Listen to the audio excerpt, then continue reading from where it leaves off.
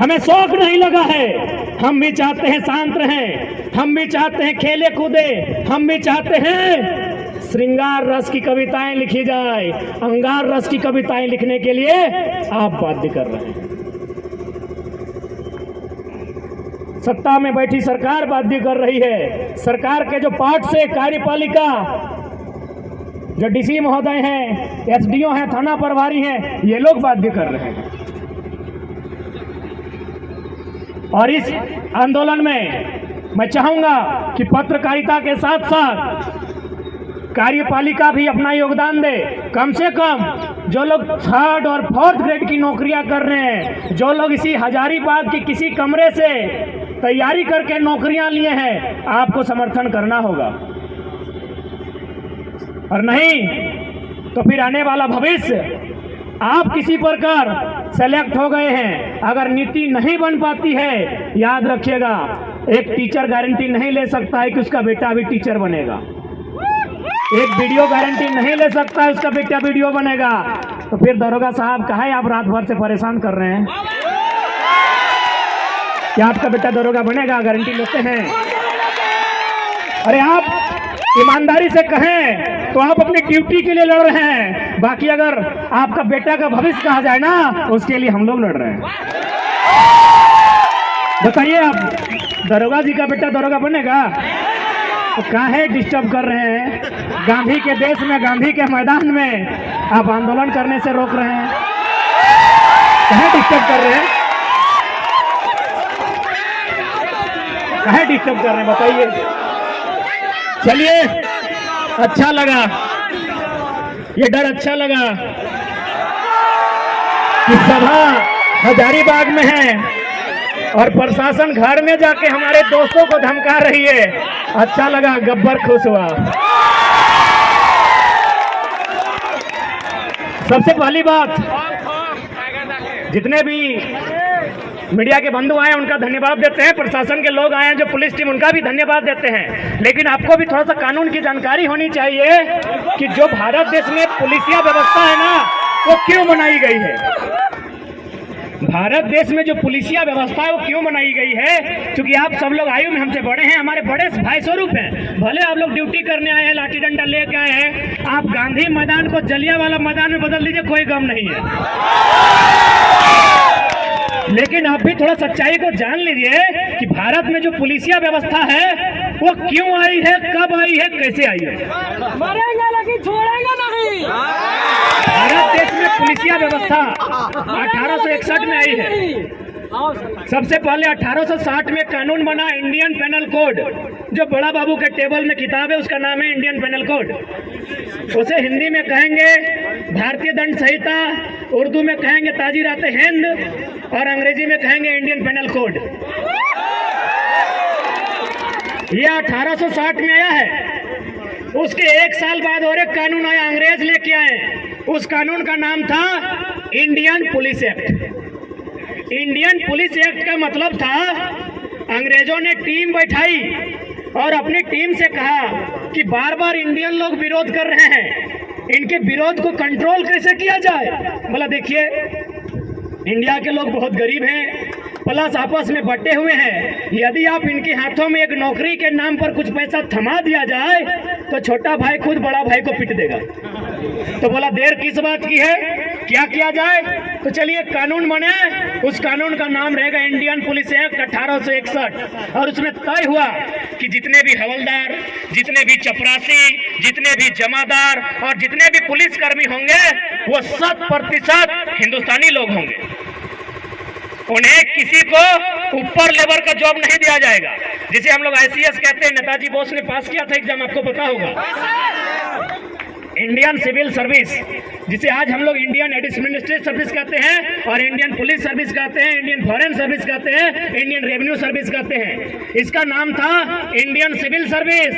यानी Indian civil service में Indian का ना हो, बाकी इंडियन पुलिस एक्ट में इंडियन से भर देना है।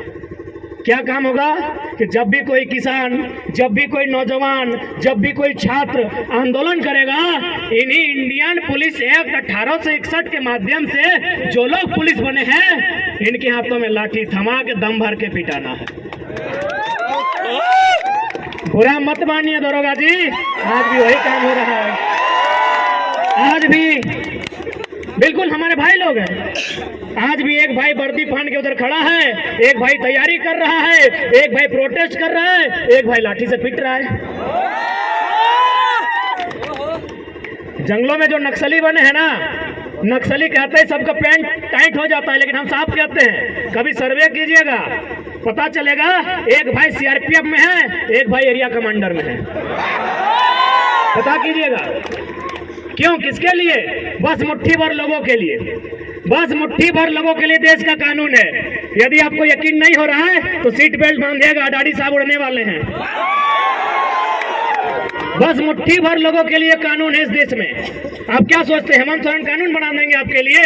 आपकी जानकारी के लिए बता दें, हाल फिलहाल उनकी एक बहन का शादी हुआ है, टाटा ने 80 लाख खर्चा किया है।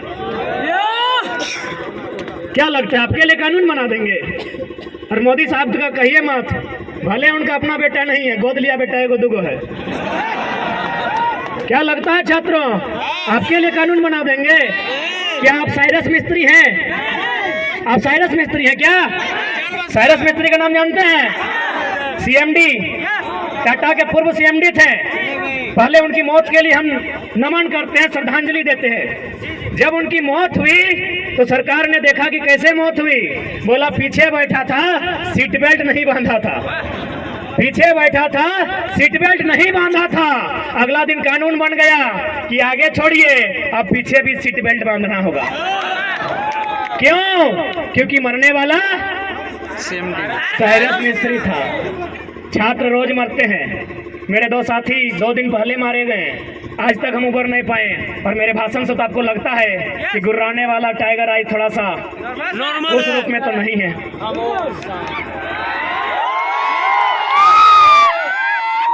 क्या कोई कानून बनेगा? उनकी घटना हुई है एनएच में, क्या एनएच कोई कानून बनाएगा? क्या पुलिया वहां बनेगी? क्या वहां बैरियर लगेगा?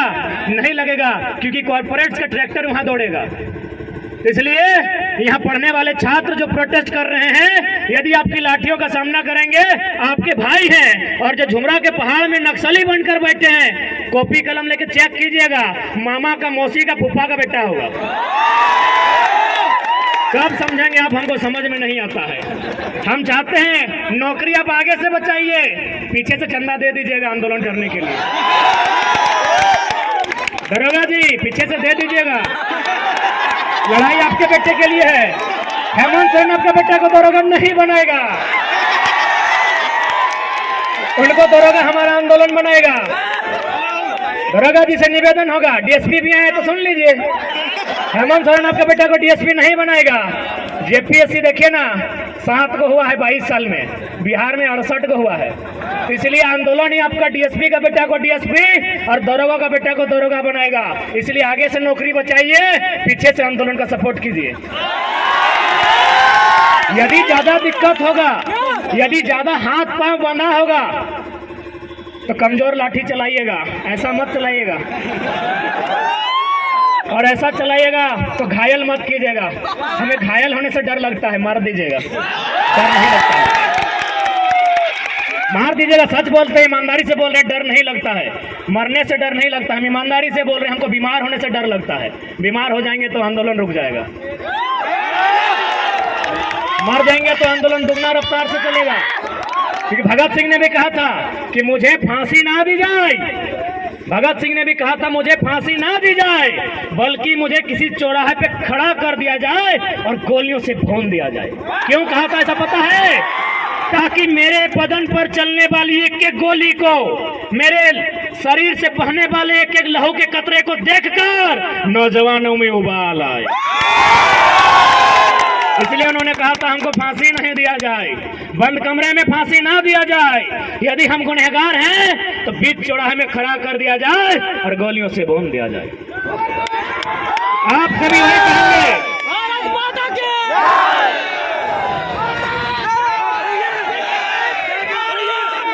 इसलिए आप सभी निवेदन करेंगे, आप ड्यूटी कीजिए, आपकी ड्यूटी का सम्मान करते हैं। हम लोग आंदोलन करते हैं, हमारे आंदोलन का भी कोऑपरेट कीजिए।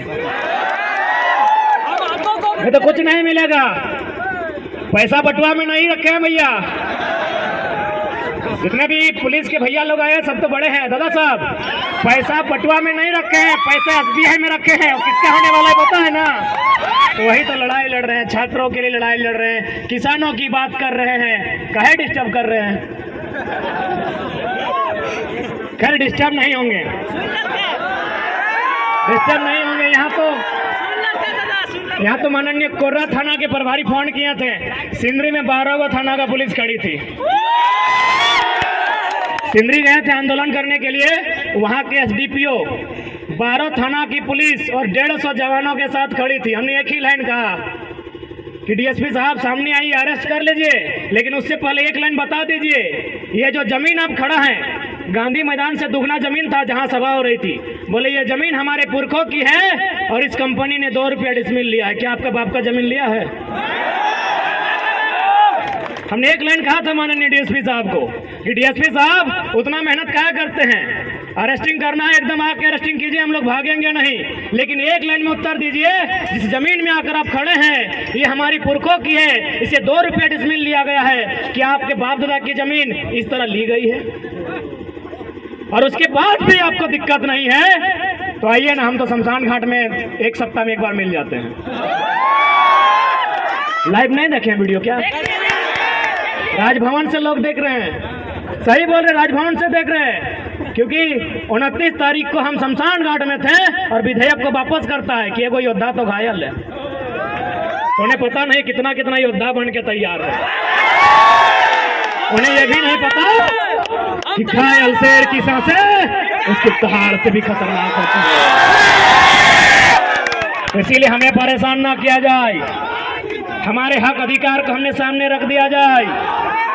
हम उप तक नहीं कहेंगे, लेकिन यदि हमारे हक अधिकार के बीच कोई टकराएगा, वो टकराने वाला कोई क्यों ना हो, हम वही राड़ माटी के राड़ लोग हैं जिन्होंने अंग्रेज को पेट में 1 नंबर करवा दिया था।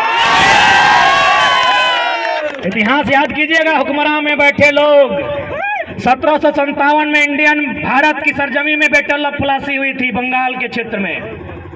अंग्रेजों के सामने उठा के पटक दिए गए भारत के लोग। ठीक 7 साल बाद 1764 में बैटल ऑफ बक्सर होता है इसी बिहार में।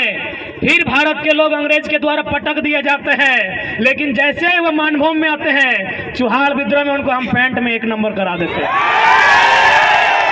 हम वही झारखंड के लोग हैं, हमारे अस्तित्व से नहीं टकराइएगा, हमें हमारा इतिहास मत याद दिलाइएगा।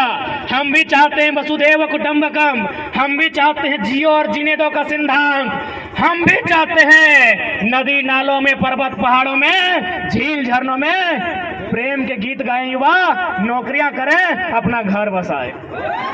हम नहीं चाहते इनके हाथों में हथियार हो, हम नहीं चाहते हैं ये विद्रोही बने, हम नहीं चाहते हैं ये बागी बने। लेकिन यदि ऐसा कुछ हुआ तो अगली सरकार झुमरा के पहाड़ में बनेगी। और बस इमेजिन कीजिए, बस कल्पना कीजिए कि यदि सरकार झुमरा के पहाड़ में बन गई तो रूह कांप उठेगी, रूह कांप उठेगी। सपने में यमराज आएंगे। पहले ही कहा देते हैं हमें परेशान ना कीजिए। हमने किसी का क्या बिगाड़ा है? हमने अपने जीवन का 5 साल, 10 साल, 15 साल इन लॉजों में दिया है। अरे भाइयों की तो छोड़िए, हमारी बहनें, हमारे गांव की लड़कियां, वे भी अपने भाइयों के कंधे से कंधा मिलाकर अपने गांव की पगडंडियों को छोड़कर आई हैं बाप का सहारा बनने के लिए। कितने शर्म की बात है, आपके पास एक पॉलिसी नहीं है। यही एक केरल राज्य है, अगर आप उस राज्य में चले जाएं, उस राज्य के आंकड़े को उठाएं तो आपको मिलेगा कि वहां की बहन यदि घर का त्याग करती है, वहां की बहन यदि घर छोड़कर बाहर जाती है, या तो मास्टरनी बनती है या तो डॉक्टरनी बनती है। लेकिन हमारे झारखंड में भाइयों की तो छोड़िए, बहनों की बात करते हैं, लड़कियों की, बालिकाओं की बात करते हैं, यदि वो घर छोड़ के जाती है दिल्ली में नौकरानी बनती है। ये हम नहीं कह रहे हैं, ये आंकड़े कह रहे हैं। 7500 की 75,000 हम कंफर्म नहीं हो पा रहे हैं क्योंकि थोड़ा मेंटल डिस्टर्ब है। अगर 7500 ही है तो मान के देखिए, हमारी 7500 बहनें दिल्ली में दाई का काम कर रही है। अभी उस राज्य में जहां कहीं कोयला, जहां कहीं सोना, जहां कहीं अभ्रक, कहीं यूरेनियम, कहीं तांबा, कहीं लोहा, उस राज्य में हमारी बहनें दिल्ली में नौकरानी का काम करती है। कितना शर्म की बात है राज्य सरकार के लिए, कितनी शर्म की बात है इन आईएएस के लिए, जिनको आईएएस नहीं गधा बोला जाए। आपके लिए एक पॉलिसी नहीं, आपके पास एक पॉलिसी नहीं है। और भी तो राज्य हैं। नागपुर में एक आईएएस अधिकारी रहते हैं, झारखंड के हैं। अरे ऐसा मत सोचिए कि हम लोग बच्चा है, बच्चा है, छोटा बच्चा जान समझ के ना टकराना रे। बड़ा लोग भी हम लोग को टेलीफोन करता है। एक खनन अधिकारी है जो आईएएस हैं, रांची के हैं, उनका पोस्टिंग है नागपुर में। उन्होंने हमें टेलीग्राम में वो लेटर भेजा, उसमें शायद एनसीएल या कोई कंपनी है उड़ीसा में और तमिलनाडु में, वो माइनिंग का काम करती है। और माइनिंग सरदार तब लोग समझते हैं पॉलिटेक्निक के स्टूडेंट्स, पॉलिटेक्निक वाले ही माइनिंग सरदार बनते हैं ना। हम लोग तो पीएचडी के हैं, हम लोग टेक्निक में गए नहीं, इसीलिए आप बताइएगा। माइनिंग सरदार की पोस्ट आई है, कहाँ? तमिलनाडु में और उड़ीसा में। क्या लिखा है पता है? कि वही माइनिंग सरदार बनेगा जो उड़ीसा में उड़िया भाषा का ज्ञान रखता हो और तमिलनाडु में तमिल भाषा का ज्ञान रखता हो। और यहाँ उससे कई ज्यादा माइनिंग सरदार के पोस्ट खाली हैं। तो यदि हम यहाँ की क्षेत्रीय भाषाओं में माइनिंग सरदार बनने की अर्हता को रखते हैं तो क्या कोई गुनाह है? क्या कोई पाप है? एक आईएएस अधिकारी ने लेटर भेजा है, यदि आप कहें तो हम लोग आपको फॉरवर्ड कर सकते हैं। मीडिया के लोग उनके सामने पेपर कटिंग दिखा सकते हैं। माइनिंग का काम करती है, माइनिंग सरदार का पोस्ट आया है उड़ीसा में और तमिलनाडु में। उड़ीसा में उड़िया भाषा चाहिए, तमिलनाडु में तमिल भाषा चाहिए। लेकिन झारखंड क्या है? झारखंड बाबा जी का ढाबा है। झारखंड बाबा जी का ढाबा है। कोई कहीं से आए, मुंह उठा के चला आए, फॉर्म भरे, भाषा का बैरियर नहीं, डोमिसाइल का बैरियर नहीं, कोई पॉलिसी नहीं, सब नौकरी ले लेता है। क्या इसी दिन के लिए राज बना है? क्या इसी दिन के लिए हमने रक्त बहाया है? क्या इसी दिन के लिए हमने आंदोलन किया है? आखिर हमने झारखंड राज क्यों बनाया? क्या जरूरत था हमें इस राज्य को अलग करने की? क्या आवश्यकता थी इस राज्य के गठन की? क्या आवश्यकता थी इस राज्य को बनाने की? एक ही आवश्यकता थी कि दबे कुचले लोग, जिन्हें अधिकार नहीं मिल रहा है, जो किरण से, विकास की किरण से कोसों दूर है, उन युवाओं को आगे आने का अवसर मिलेगा। आगे आने का अवसर मिलेगा मतलब क्या? रोड में आगे आने का, बाइक लेके आगे आने का, बस की सीट में आगे बैठने का नहीं। उसे अवसर मिलेगा आगे वीडियो बनने का, उसे अवसर मिलेगा टीचर आगे बनने का, उसे अवसर मिलेगा दरोगा आगे बनने का। याद कीजिए, जब महाराष्ट्र में मराठी और गैर मराठी का विवाद हुआ था, इंदिरा गांधी जो उस समय की प्रधानमंत्री थी, बाल ठाकरे के साथ उनका टेबल टॉक हुआ था। इंदिरा गांधी ने कहा तुम भारत को तोड़ने की बात करते हो। माननीय बाल ठाकरे ने कहा कि हमने भारत को तोड़ने की बात कब कही? जिस प्रकार पंजाब पंजाबियों का है, बंगाल बंगालियों का है, तो यदि महाराष्ट्र मराठियों का है, वहाँ की शिक्षा में, वहाँ के स्वास्थ्य में, वहाँ की नौकरियों में यदि पहला अधिकार मराठी का हो तो क्या गुनाह है? क्या कोई गुनाह है? तो ठीक उसी प्रकार इस राज्य की वैकेंसियों में यहाँ के नौजवानों का योगदान हो, यहाँ के नौजवानों को अवसर मिले तो क्या गुनाह है? और ये तो हम नहीं कह रहे हैं, भारत का संविधान कह रहा है। भारत का संविधान 309 जो विधानसभा को शक्तियां देता है, भारत की अनुसूची 7 जिसमें जो राज्य की सूची है, सूची नंबर 41 कहती है, वही अनुच्छेद 16(4) कहती है कि राज्य के हितार्थ में, राज्य के नौजवानों की नियुक्ति के हितार्थ में राज्य सरकार विकसित राज्यों को कंट्रोल करने के लिए, उनको एक बैरियर में बांध कर रखने के लिए नियम बना सकती है। हम तो संवैधानिक बात नहीं कर रहे हैं, हम तो सारी चीज लॉजिकल रखते हैं। और आज इस आंदोलन से अगर 22 साल में इनको डर लगा है तो इसीलिए डर लगा है कि इससे पहले सब ठेंगा छाप मंत्री लोग होता था, आज भी मोटा मोटी उतना है। मीडिया वाला पूछता था कि 1932 तो अंग्रेजों के टाइम का है, कैसे चलेगा? तो हम लोग तो मीडिया लोग को बुलाते हैं, सामने आइए। सिराज भाई तो बहुत सामने हैं, जवाहर हजारीबाग बहुत सामने हैं, तो हम सामने बुलाते हैं, उनको आर्गुमेंट दलील प्रेजेंट करते हैं कि 1932 काहे नहीं चलेगा, काहे नहीं चलेगा? इसी देश में 1860 का कानून चलता है, 1932 काहे नहीं चलेगा भाई? बिल्कुल चलेगा, बिल्कुल। ये जो बड़ा बाबू 107 की धारा लगाते हैं सर, 107 की धारा मारपीट के लिए, 307 कपार फाड़ने के लिए, 302 टपका देने के लिए, ये कब के कानून है? 1860 के कानून है। तो यदि इसी देश में 1860 के कानून चल सकते हैं तो 1932 काहे नहीं चलेगा भाई? यानी वो हुआ ना कि आप करें तो रास लीला, सर्व हम करें तो करैक्टर ढीला। गजब देश है भाई, गजब का स्टेट है मेरा। यदि आपको अंग्रेजों के कानून से इतना ही दिक्कत है तो चलिए अंग्रेजों को इस देश से बाहर करते हैं। सबसे पहले रेल की पटरी को उखाड़ फेंकते हैं। किसका है रेल की पटरी? मेरा है। अंग्रेजों की। एरोप्लेन किसका है? अंग्रेजों का। तो बोलिए इंडियन को कि कुछ नया अपना काम करें। अंग्रेजों का रेल चलेगा, हे मनोज दा, अंग्रेजों का रेल चलेगा, अंग्रेजों का एरोप्लेन चलेगा, अंग्रेजों का हथियार नहीं चलेगा। चलिए अब बोका का जैसा समझाते हैं, मुख्यमंत्री बोलते हैं ना, वो बोका हम लोग का डायलॉग कॉपी कर रहा है। एकदम बोका, झारखंडी लोग लेल्हा धेंधा बोका, एकदम बोका के स्टाइल में समझाते हैं खतियान का लड़ाई को। यदि एक बांस का टुकड़ा को लिया जाए, उस बांस के टुकड़ा को दो भाग में बांट दिया जाए तो क्या दोनों का रंग बदल जाएगा? बदलेगा नहीं ना। क्या दोनों का गुण बदलेगा? क्योंकि दोनों बांस कभी एक ही बांस था, दोनों बस अलग अलग फाड़ा हुआ है। तो ठीक उसी प्रकार हम भी बिहार से न फाड़ा हुए हैं। तो पता कीजिए बिहार में कौन कानून है। अगर वहां खतियान का कानून है तो झारखंड में क्यों नहीं होगा जी? चलिए और एक उदाहरण, जमीन की जानकारी रखने वाले, यदि भाई भाई में जमीन का बंटवारा होता है, हे मिथिलेश दा, भाई भाई में यदि जमीन का बंटवारा हो तो क्या बदलता है? एकड़ डिसमिल बदलता है, खाता नंबर बदलता है क्या? बच्चा है जमीन के मामले बताइएगा। दो चार को सीनियर लोग, मनोज दा को सीनियर ही मानते हैं, थोड़ा सीनियर मानो भैया भाई के लोग। तो जमीन जो बंटवारा होता है, खाता नंबर बदलता है क्या? कि मेरा 510, पिताजी का 510, तो चार को भाई का 508, 509, 507 होता है क्या? प्लॉट नंबर बदलता है क्या? तो बिहार में अगर 1932 है तो यहाँ क्या दिक्कत है? ठेठ भाषा में।